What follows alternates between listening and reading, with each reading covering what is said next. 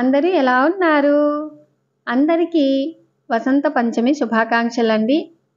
మీకు మీ కుటుంబ సభ్యులందరికీ ఎల్లవేళలా ఆ అమ్మవారి ఆశీస్సులు తప్పక ఉండాలని మనస్ఫూర్తిగా కోరుకుంటున్నాను. ఇంకా మాఘమాసం వచ్చిందంటేనే పెళ్ళిళ్ళు స్టార్ట్ అయ్యి ఉంటాయి కదా! సో, ఈరోజు కూడా పెళ్ళిళ్ళు చాలా ఎక్కువగా ఉన్నాయండి. అయితే ఈరోజు మా మున్ని రాలేదు కాబట్టి నేను ఇంకా ఎక్కడికి వెళ్ళలేదు. అందులో ఈరోజు సరస్వతీదేవి చదువుల తల్లి పుట్టినరోజు కాబట్టి మనం ఇంట్లో ఇలాగ పూజ చేసుకుంటే బాగుంటుంది అనే ఉద్దేశంతో ఇంకా నేను ఎక్కడికి వెళ్ళకుండా ఇలాగా ఇంట్లో పనులన్నీ ముగించుకొని ఈ విధంగా పూజ చేసుకున్నాను. ఇంకా నైవేద్యంగా అంటే ప్రసాదంగా కేసరి చేశానండి. సో, ఈ విధంగా అలంకరించుకొని ఇలాగ పూజ చేసుకున్నాను. ఈ విధంగా పూజ చేయటం వల్ల అమ్మవారి ఆశీస్సులు తప్పక ఉంటాయండి. ఇంకా ఆ తర్వాత ఈరోజైతే మామూలుగా ఒక వారం కిందట నిమ్మకాయ పండుమిర్చి చట్నీ పెట్టానండి. అందులో మొన్న ఒక వీడియోలో కూడా ఈ పచ్చడి చూపించానన్నమాట. అందరూ అడుగుతున్నారండి ఇది ఎలా చేశారు అని. కాబట్టి ఆ వీడియో కూడా ఇందులోనే షేర్ చేస్తున్నాను. ఇంకా నిమ్మకాయలు అయితే ఒక 2 డజన్లు తెప్పించుకున్నాను. పండుమిర్చి అయితే మాత్రము ఒక పావు కిలో తెప్పించుకున్నానండి. చాలామంది కొలతల ప్రకారం చెప్తే ఇలా చెప్పొద్దండి, ఓన్లీ కప్పుల ప్రకారమే చెప్పండి అని అంటున్నారు కాబట్టి ఈరోజు కప్పుల ప్రకారమే చెప్తూ ఉన్నాను. ఇంకా ఇప్పుడు వీటిలోకి 1 ఇంచున్నర అల్లం ముక్క కూడా వేస్తే బాగుంటుందనే ఉద్దేశంతో నీట్గా కడిగి ఆరబెట్టేశాను. ఇంకా ఆ తర్వాత పండుమిర్చిని కూడా తొడిమెలు తీయంతొలకే నీట్గా కడిగి ఆరబెట్టి ఈ విధంగా తుడిచిన తర్వాత తొడిమెలు తీసేశాను. ఇంకా ఆ తర్వాత నిమ్మకాయలన్నింటినీ నీట్గా కడిగి ఇలాగా ఆరబెట్టుకొని ఈ విధంగా తుడుచుకుంటున్నాను. ఇంకా ఆ తర్వాత నిమ్మకాయలు కూడా ఎలా ఉండాలి అంటే మనం ఎప్పుడు పచ్చడి పెట్టుకున్నా కూడా తోలు పల్చగా ఉండి బాగా రసం ఉండేటటువంటి నిమ్మకాయలు తీసుకున్నామనుకో మనకు నిల్వ పచ్చడి చాలా బాగుంటుంది. ఇంకా ఆ తర్వాత నిమ్మకాయలను అయితే నేను ఎప్పుడైనా కూడా సగానికి ఇలాగా కట్ చేసి ఈ విధంగా ఒక 4 ఒప్పలో 8 ఒప్పలో ఇలాగా కట్ చేసుకుంటాను.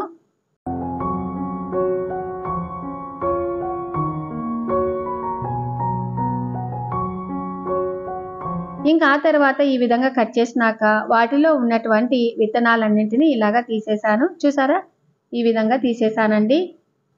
చూడండి, మొత్తం అన్ని ఇలాగా కట్ చేసుకున్నాను. ఇంకా ఆ తర్వాత పండుమిర్చిని కూడా కొంచెం మనము చిన్నగా పీసెస్గా చేసుకుంటే సరిపోతుంది అనే ఉద్దేశంతో ఈ విధంగా కట్ చేస్తూ ఉన్నాను.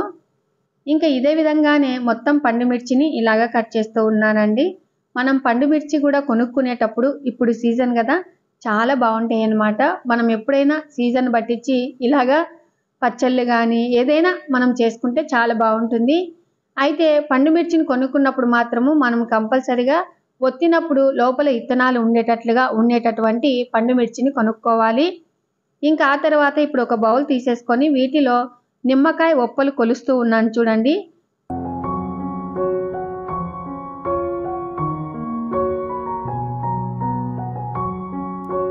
మనం కట్ చేసుకున్నటువంటి నిమ్మకాయ ఒప్పలు 6 కప్పులు కొలిసేసాను. ఇంకా ఆ తర్వాత వాటిలో ఉన్నటువంటి రసం కూడా అందులోనే వేసేసాను. ఇప్పుడు ఒక మిక్సీ గిన్నె తీసేసుకొని వాటిలో మనం కట్ చేసుకున్నటువంటి పండుమిర్చి ముక్కలు ఈ విధంగా ఒక 3 కప్పులు వేసేసాను. ఏ కప్పుతో అయితే మనము నిమ్మకాయ ముక్కలు కొలిసామో అదే కప్పుతోనే ఇలాగా పండుమిర్చి ముక్కలు కూడా ఇలాగనే కొలుచుకోవాలి. అలాగే ఉప్పు కూడా ఇదే విధంగానే కొలుచుకోవాలండి. ఇంకా ఆ తర్వాత వీటిలో ఉప్పు వచ్చేసి 1 కప్పు ఉప్పు వేసేసాను. అయితే ఫస్ట్ కొంచెం ఉప్పు ఇలాగా పండుమిర్చిలో వేసేసి ఈ విధంగా మనము మెత్తగా మిక్సీ పట్టుకోవాలి. ఇంకా ఇప్పుడు ఈ నిమ్మకాయ ఉప్పులలో వేసేసాను. ఇంకా ఆ తర్వాత సగం కప్పు ఉప్పు కూడా అందులోనే వేసేసి అలాగే ఒక 1/2 టీ స్పూన్ పసుపు, వాటితో పాటుగా వేయించుకున్నటువంటి మెంతిపిండి 1 స్పూను, వేయించుకున్నటువంటి ఆవపిండి 1 స్పూను, అలాగే వేయించుకున్నటువంటి జీలకర్ర పొడి 1 స్పూన్ వేసేసి చివర్లో 1 స్పూను చక్కెర వేసేసానండి. ఇంకా ఇప్పుడు ఇలాగా వేసేసిన తర్వాత ఒక్కసారి అలాగా కుదిర్చి మనము ఒక 10 నిమిషాలు 5 నిమిషాలు అలాగా పక్కన పెట్టేస్తే సరిపోతుంది. ఇంకా ఇప్పుడు మళ్ళీ ఒకసారి ఇలాగా కలియబెడుతూ ఉన్నాను. ఒకవేళ మీ ఇంట్లో పిల్లలు ఏంటంటే గాన కొంతమంది పిల్లలు పచ్చిమిర్చి ముక్కలు కనపడినా అలాగే పండుమిర్చి ముక్కలు కనపడినా అదే పనిగా తీసివేస్తూ ఉంటారండి. అలాంటప్పుడు మీరేం చేస్తారంటే పండుమిర్చిని మెత్తగా పట్టేసి ఇందులో కలుపుకుంటే సరిపోతుంది. సో, నేనైతే కొంచెం కచ్చాపచ్చాగానే పట్టానండి. ఇంకా ఇప్పుడు ఇలాగ కలిపేసి మూత పెట్టేసి పక్కకు పెట్టేశాను. ఇంకా ఆ తర్వాత ఇప్పుడు స్టవ్ మీద ఒక బాండి పెట్టేసుకొని వాటిలో 1 కప్పున్నర ఆయిల్ వేసేసి ఆయిల్ వేడెక్కే లోపల నేను 1 ఇంచున్నర అల్లము కచ్చా పచ్చగా దంచుకొని వస్తాను. ఇంకా ఇప్పుడైతే ఆయిల్ బాగా వేడెక్కింది. ఇప్పుడు స్టవ్ ఆఫ్ చేసేసి వీటిలో పోపు గింజలు, అలాగే మనం కచ్చా పచ్చగా దంచినటువంటి అల్లము, అలాగే ఒట్టిమిరపకాయలు, కరివేపాకు వేసేసి బాగా వేయించి మనకు లాస్ట్‌లో కొంచెం ఇంగువ వేసామనుకో చాలా బావుంటుందండి టేస్టు. ఇంకా ఇప్పుడు ఈ పోపును బాగా చల్లారబడిచిన తర్వాత ఇంకా ఇక్కడ చూడండి బాగా నీళ్లు ఊరిపోయాయి కదా! అసలు నిమ్మకాయ పచ్చడి అంటేనే నోట్లో నీళ్లు ఊరుతుంది. అలాగే మనం పచ్చడి చేస్తూ ఉండంగానే అక్కడ నిమ్మరసం అనేది ఊరుతూ ఉంటుంది కదండీ! ఇంకా ఇప్పుడు చల్లారబరుచుకున్నటువంటి పోపును ఇందులో వేసేసి ఒక్కసారి అలాగా కలియబెట్టుకోవాలండి. కానీ చాలామంది నిమ్మకాయలో తక్కువగానే నూనె వేసేస్తారు. కానీ నేను మాత్రము నూనె కొంచెం బాగానే వేస్తానండి. సో, ఇప్పుడు ఈ విధంగా బాగా కలిపిన తర్వాత చూడండి ఎంత బాగా గుజ్జు గుజ్జులాగా వస్తుంది కదా! మెయిన్‌గా వీటిలో చక్కెర గూడా ఎందుకు వేస్తామంటే వాటిలో ఉన్నటువంటి వగరు మనకు పోవటానికి చక్కెర వేస్తాము. అలాగే ఇంకా మెయిన్‌గా ఇందులో అల్లం కచ్చాపచ్చగా దంచాం కాబట్టి టేస్ట్ కూడా చాలా బావుంటుందండి ఆ ఫ్లేవరు. ఇంకా ఇప్పుడు ఈ విధంగా బాగా కలియబెట్టేసి ఒక బౌల్‌లో వేసేస్తూ ఉన్నాను.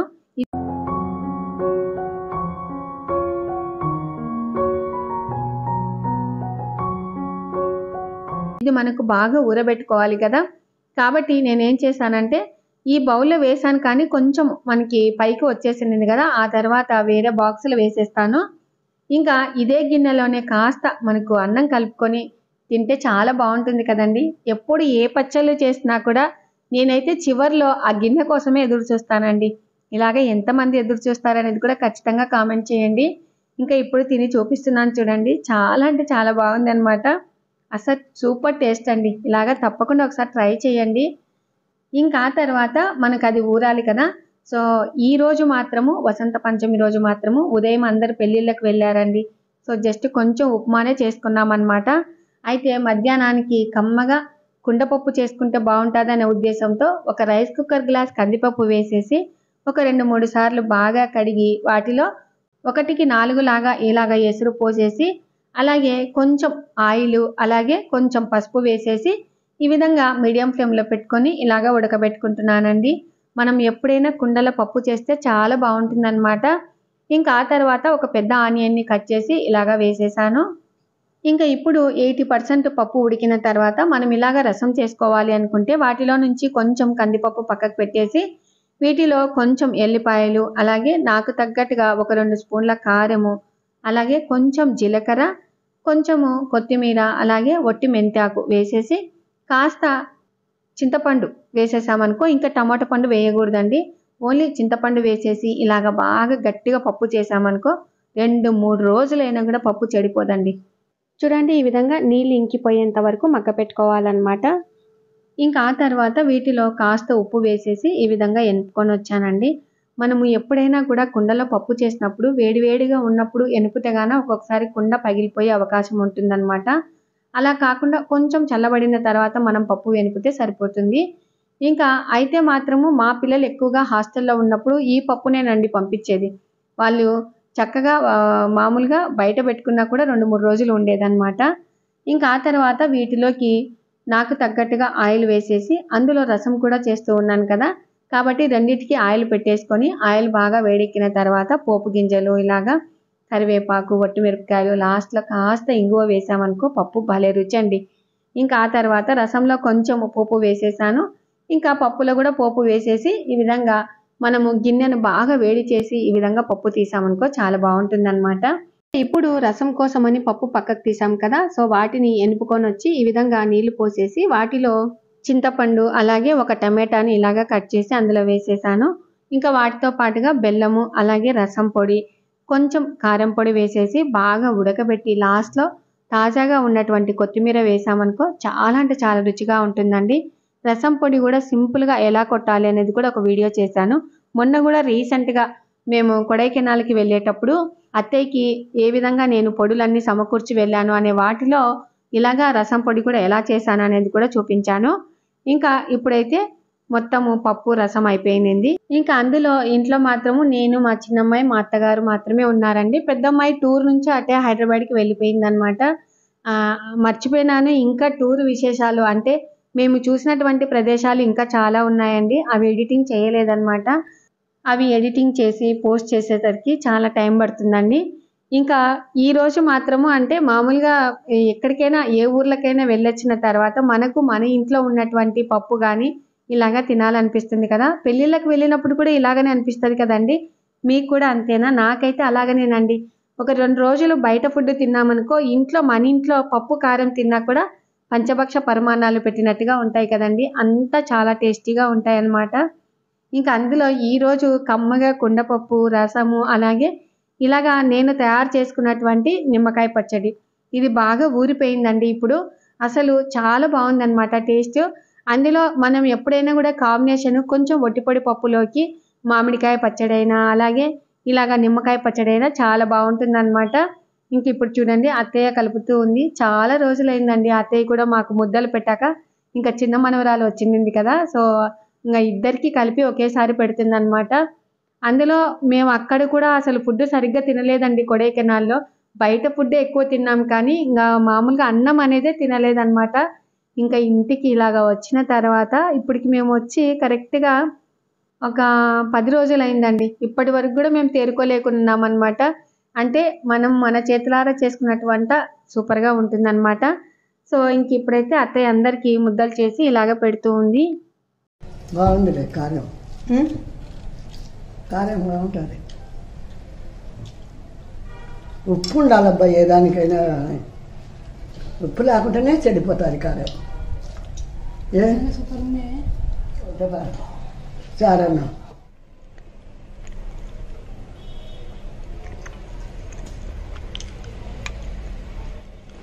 సూపర్ ఉంది కదా. ఈ జన్మకి